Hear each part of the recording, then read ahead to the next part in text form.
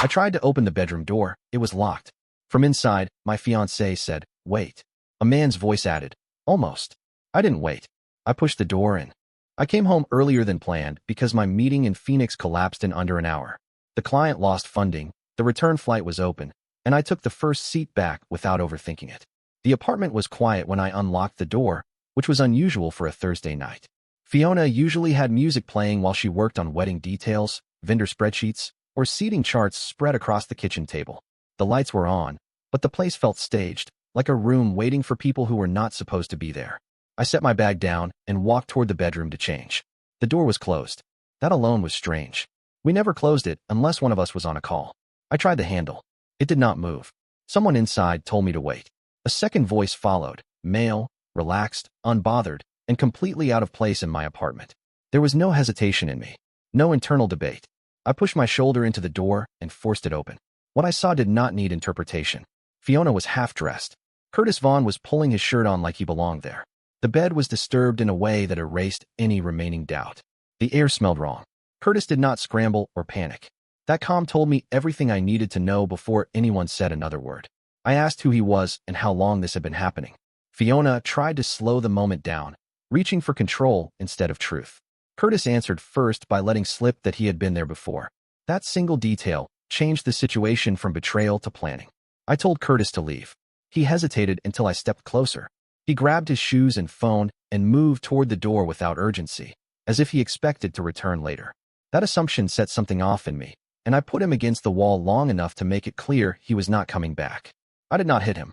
I did not need to. The message landed. Fiona tried to block me from following him out, placing herself between me and the door. I moved her aside and watched Curtis disappear down the hallway. When I returned to the bedroom, I locked the door myself and demanded the full truth immediately. What came out was fragmented but revealing. This was not a mistake. This was not a single night. Curtis had been coming over when I traveled. Fiona had coordinated around my schedule. The wedding planning had continued at the same time, with the same enthusiasm, while this was happening in parallel. I picked up Curtis's phone from the dresser before Fiona noticed. The screen lit up with messages that erased any remaining ambiguity. There were references to my work trips, access codes, and comments about how careful Fiona was being. There were jokes about timing and money. I handed the phone back without comment. Fiona saw my expression change and knew the situation had crossed a line she could not talk her way back from. She admitted it had been going on for months. That was when the apartment door opened again. Fiona's sister Nina walked in, stopped short, and immediately understood what she had walked into. Her presence answered a question I had not yet asked. Fiona had texted her earlier, preparing for something. That meant tonight had not been impulsive. It had been scheduled. Nina tried to mediate. She tried to slow things down, asking everyone to breathe and sit. Her words made it worse. She knew more than she should have. She let slip that she had been aware Curtis existed, though she claimed she believed it would end before the wedding. That moment shifted my focus. This was no longer just about Fiona and Curtis. This was about how many people had watched me plan a wedding while knowing I was being set up to look like a fool. I checked the joint account on my phone. The balance was lower than it should have been. There were withdrawals I did not recognize, small enough to hide, frequent enough to matter. Fiona tried to explain them away as vendor expenses. I knew every vendor number by memory. None matched. Curtis had been paid. I told Nina to leave. She resisted until I insisted. When the door closed behind her, the apartment felt smaller, tighter, like a room with shrinking oxygen. Fiona tried to pivot, shifting from denial to justification, then to damage control. She framed it as confusion, pressure, stress, and fear of marriage. None of it matched the evidence. I asked about the documents on the desk in the living room. She went quiet. That told me everything before I opened the folder. Inside were preliminary refinancing papers with my name already entered, structured to convert the apartment into shared ownership after marriage. I had not signed them, but the intent was clear. The timing was deliberate. Marriage would have locked me into obligations that made walking away expensive and slow. The betrayal was not emotional. It was strategic. I called Harold Finch, the friend who had helped me organize the wedding budget and vendor flow. It was late, but he answered. I told him to pull the last 3 months of account activity and confirm whether any payments routed to unfamiliar accounts. He did not ask questions. He just said he would call back. Fiona watched me make the call and finally understood that the situation had passed the point where words mattered. She tried to reclaim ground by accusing me of overreacting. That argument collapsed under its own weight the moment my phone rang again. Harold confirmed the irregularities. He had already flagged them internally, but assumed Fiona had explained them to me. The payments led to an account tied to Curtis Vaughn. I told Fiona to pack a bag. She refused, claiming the apartment was her home too. I corrected her. The lease was in my name.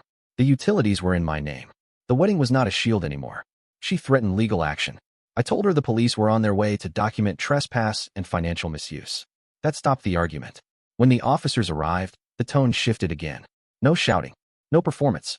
Just facts. Curtis had been present without my consent. Funds had been misused. A report was filed. Fiona packed her bag under supervision and left with the same sister who had known more than she admitted. I stood alone in the apartment afterward, surrounded by wedding binders, invitation samples, and seating charts that no longer meant anything. I canceled the wedding venue before midnight. I froze the joint account. I sent a single email to vendors explaining that the event would not proceed. The door had not held. Neither had the lie. By the time I lay down on the bed that night, exhaustion hit in waves, but clarity stayed sharp. What I had uncovered in a single hour told me this was only the surface. The damage ran deeper, and the fallout had not even started. Sleep never came. The apartment felt like a place that had already rejected me, even though my name was still on everything that mattered. I spent the rest of the night moving from room to room, opening drawers and closets I had never had a reason to question. What I found confirmed that the previous evening was not an isolated collapse, but the moment a longer structure finally failed. There were clothes that were not mine, folded carefully in a guest closet. There were receipts in a jacket pocket that Fiona had never worn around me. There was a second charger behind the couch that did not fit either of our phones. Each discovery came with a quiet sense of inevitability, like evidence that had been waiting for permission to exist. By morning, messages had already begun to circulate. Fiona's mother called first, then her father, then a cousin who pretended to be neutral while asking questions that leaned toward blame. I did not answer. I sent one short message explaining that the wedding was canceled due to infidelity and financial misconduct. I kept it factual and unembellished. I did not owe anyone tone management. I left the apartment just after sunrise to meet Harold at his office. He had stayed up most of the night reviewing transaction histories and pulling records that went beyond the wedding account. What he found widened the scope of what I had walked into. The payments to Curtis were only part of it. There were overlapping transfers routed through Fiona's personal account, timed to coincide with my reimbursements from work. The pattern was deliberate. Small amounts, frequent enough to avoid notice, consistent enough to support someone without raising alarms. Curtis had not just been visiting. He had been maintained. Harold explained that if I had married Fiona, the legal entanglement would have complicated recovery. Joint liability would have blurred intent. The window to act cleanly was now, while the damage was still traceable. While we were talking, my phone lit up again. This time it was Nina. She asked to meet. She framed it as concern, as regret, as an attempt to help contain the fallout. I agreed, not because I trusted her, but because she was already part of the machinery that had worked against me. Avoiding her would not undo that. We met at a cafe near her office. She arrived early, already rehearsed, already positioned as reasonable. She apologized without fully apologizing, expressing sorrow without responsibility. She insisted she had believed Fiona would end things before the wedding. She insisted she never thought it would reach this point. What she could not explain was why Curtis had felt comfortable enough to return to my apartment after being thrown out, or why he believed he had a future that began the moment I signed marriage papers. Nina's answers shifted when I pressed. Details slipped. Timelines changed. She admitted she had met Curtis more than once. She admitted she had helped Fiona keep schedules aligned. She justified it as protecting her sister from making a mistake, without acknowledging that the mistake involved dismantling someone else's life in advance. I ended the meeting without resolution. I did not need one. Her role was clear. When I returned to the apartment, a courier was waiting with a package addressed to Fiona. I signed for it without thinking. Inside were documents from a lender, confirming pre-approval for refinancing contingent on marriage. Fiona had moved further than I realized. She had not just prepared, she had advanced. I forwarded everything to my attorney. The same afternoon, Curtis tried to contact me. He sent messages asking to retrieve remaining belongings. He framed it as logistics, as closure, as if the previous night had been an inconvenience rather than an exposure. I told him to meet me in a public place and bring identification. He did not understand why until he arrived. I had already spoken with his employer. Curtis worked for a mid-sized logistics firm that tracked time closely. Harold's records showed Curtis had been receiving payments during hours he claimed to be on the clock. I provided evidence of repeated absences tied to dates Fiona and I had been out of town together. The firm had begun its own review before Curtis even sat down across from me. Curtis did not threaten me. He did not posture. He looked confused in a way that suggested he had believed Fiona's version of events more than he admitted. He thought I was a temporary obstacle. He thought the wedding was a formality, not a commitment. He thought he was being managed toward a reward. When I told him Fiona had already started negotiating reconciliation with me before he was thrown out, his face changed. He asked questions he should have asked months earlier. He demanded explanations he would not get from me. He left with his belongings, and without the certainty he had arrived with. By evening, the story had begun circulating in less controlled ways. Fiona's parents demanded a meeting. They wanted clarification. They wanted assurances. They wanted to know whether this could be fixed quietly. I agreed to meet them only with my attorney present. The meeting was tense but brief. I laid out timelines, documents, and account histories. I explained the circumstances of the discovery and the steps taken since. I did not speculate about motive. I did not exaggerate harm. I let the facts speak in a way emotion could not undo. Fiona was not there. That absence spoke louder than anything I could have said. Her parents asked if I was willing to reconsider. I told them the issue was not forgiveness but exposure. Their daughter had attempted to lock me into a financial structure under false pretenses. Trust was not the primary casualty. Legality was. They left without argument. That night, Fiona tried a different approach. She did not plead. She accused. She framed my actions as vindictive and disproportionate. She threatened to contest the cancellation of shared arrangements. She claimed emotional distress. My attorney responded on my behalf with documentation that made those threats impractical. By the end of the second day, the wedding had unraveled completely. Vendors refunded deposits where possible. Others retained cancellation fees that were covered by the remaining balance in the joint account before it was frozen. Friends began choosing sides without being asked. Some reached out quietly to say they had suspected something. Others disappeared. I changed the locks. That act was less symbolic than necessary. Curtis had access codes. Fiona had shared them. The apartment no longer represented safety without a reset. Late that night, Nina sent one final message. She said she wished things had gone differently. She said she never meant for it to spiral. She asked if there was anything she could do to help. I did not respond. By the end of the second night, the scope of what I had escaped was clearer than the pain of what I had lost. The betrayal was not a single act, but a network of decisions, supported by silence and justified by convenience. The fallout was still building. The most volatile pieces had not yet collided. Curtis believed he had been deceived. Fiona believed she could still control the narrative. Her family believed damage could be contained. They were all wrong, and none of them yet understood how much ground they had already lost. The third day started with silence, which I learned quickly was more dangerous than noise. Silence meant people were comparing notes, aligning stories, and deciding who would move first. By mid-morning, the silence broke. Curtis moved first. He showed up at the apartment building without warning, standing outside the entrance like someone who believed proximity still granted access. The doorman called up to confirm whether Curtis was expected. That single call saved the situation from escalating in public. I went downstairs instead. Curtis looked worn in a way that suggested sleep had not come easily for him either. He did not come angry. He came determined. He believed he had been wronged, not just exposed.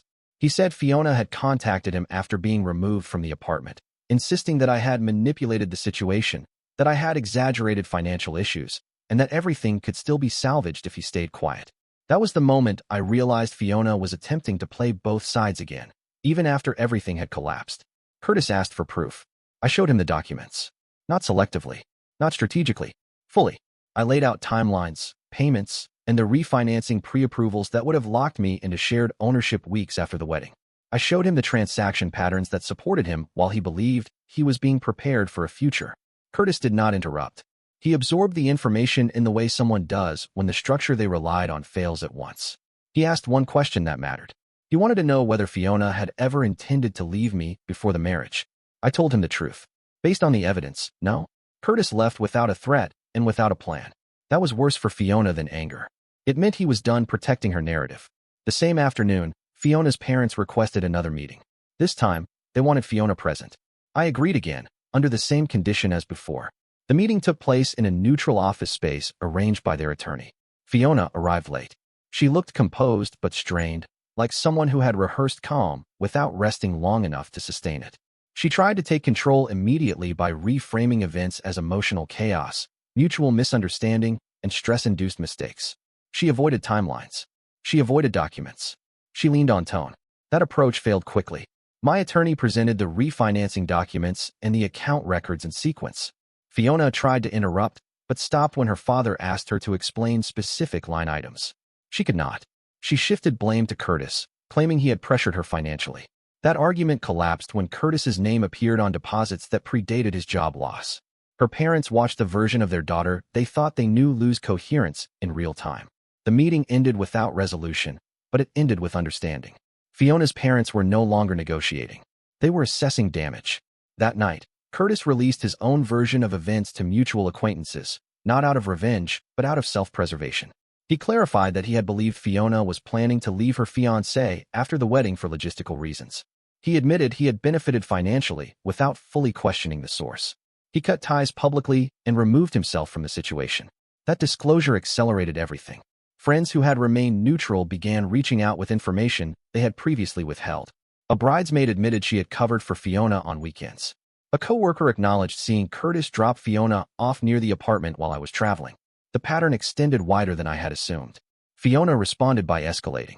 She filed a claim alleging emotional distress and intimidation, framing my actions as excessive and retaliatory. The claim did not hold, but it signaled a shift from damage control to offense. She wanted leverage. My attorney countered by submitting the police documentation from the night she was removed from the apartment, along with financial evidence that reframed the narrative. The claim stalled almost immediately. The next escalation came from an unexpected direction. Nina contacted my attorney directly, offering cooperation in exchange for limited exposure. She admitted she had helped coordinate schedules and had discouraged Fiona from ending the affair earlier, believing marriage would stabilize the situation. She provided messages that confirmed she knew Curtis was being financially supported with shared funds. That cooperation fractured the last internal alliance Fiona had. By the end of the fourth day, Fiona was isolated. Curtis was gone. Nina had withdrawn support.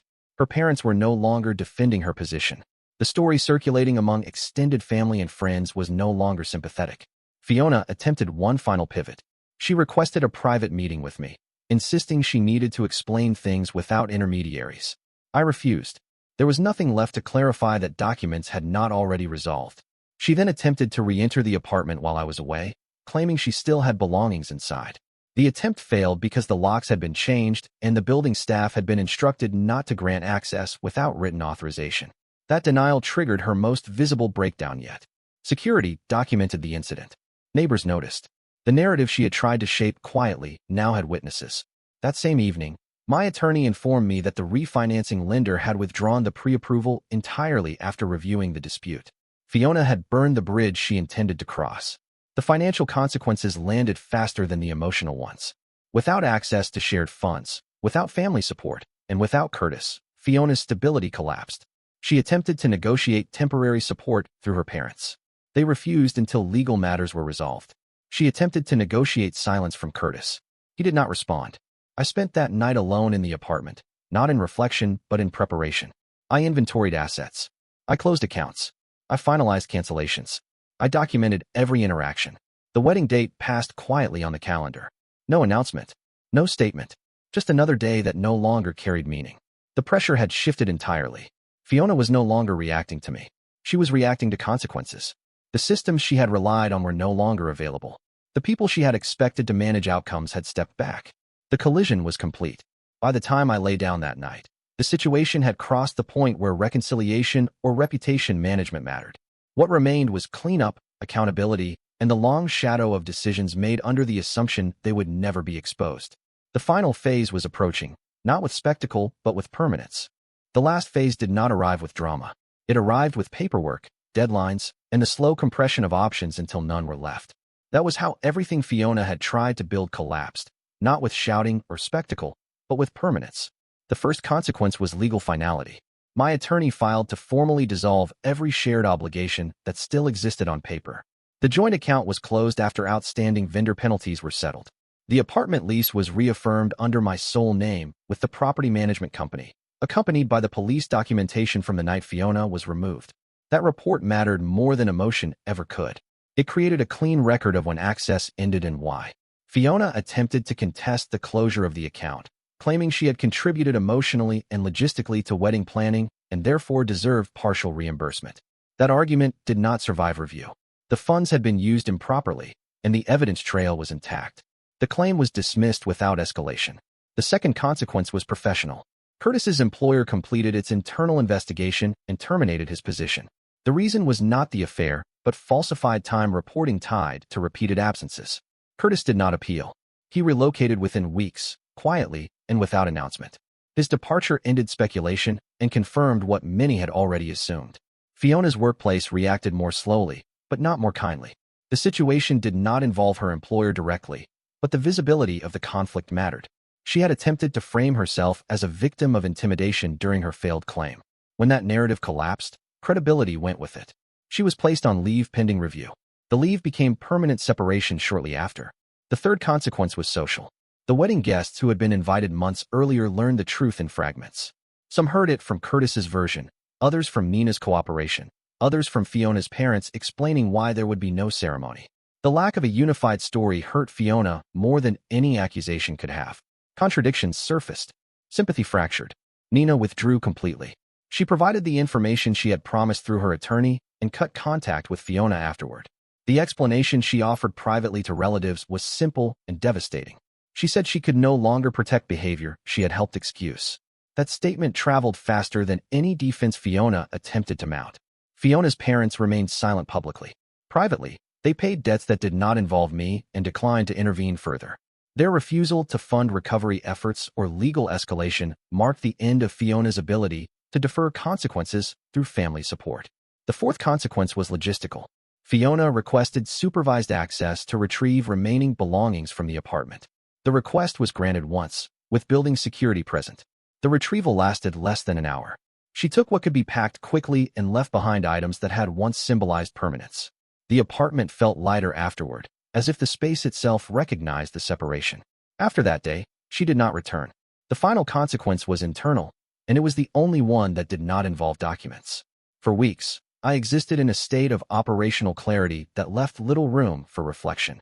Tasks filled the space where grief might have formed. Only after the systems were shut down and the noise faded did the weight of the near miss register fully. I had not lost a marriage. I had avoided one. The realization carried its own cost. Trust does not reset simply because damage is contained. Patterns linger. Vigilance becomes habitual. I noticed it in how I read emails more carefully, how I questioned timing, how I listened for omissions rather than statements. That shift was not damage, but it was change. Fiona made one final attempt to communicate through her attorney, proposing a settlement that included mutual non-disclosure and a statement framing the situation as a private incompatibility.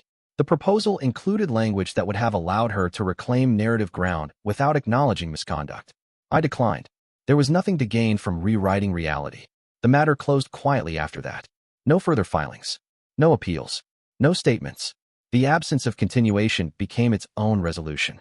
Months later, I learned through indirect channels that Fiona had moved again, changing cities in search of distance rather than stability. Curtis did not reappear in her orbit. Nina did not reconcile. The network that had supported the deception dissolved under its own weight. I did not follow any of it closely. There was nothing left to monitor. The apartment returned to something resembling neutrality. Wedding materials were discarded or donated. The calendar cleared. Evenings regained shape without anticipation or dread attached to them. Normality returned slowly, not as relief, but as baseline. The experience did not harden me, but it recalibrated thresholds. I no longer assumed alignment based on proximity. I no longer accepted reassurance without verification. Those adjustments did not make life smaller. They made it cleaner. The door that night had not held because it was never meant to. It had been closed to maintain illusion, not security. Pushing through it did not create chaos. It ended it. What followed was not revenge or victory. It was separation from a future built on misrepresentation. That was consequence enough.